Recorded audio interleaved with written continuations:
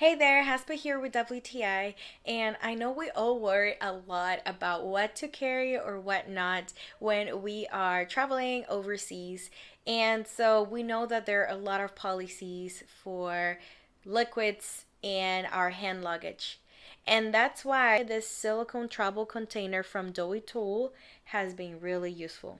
And this can fit 80 ml of liquid, which can be either gel, cream, conditioner, or shampoo. Right now, there's shower gel in here, and this amount of product is more than enough for a short trip. I love its wide mouth because a lot of product comes out when I squeeze it.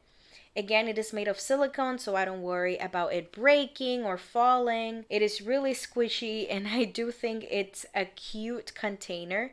Very easy to hold, very easy to carry with me in my backpack.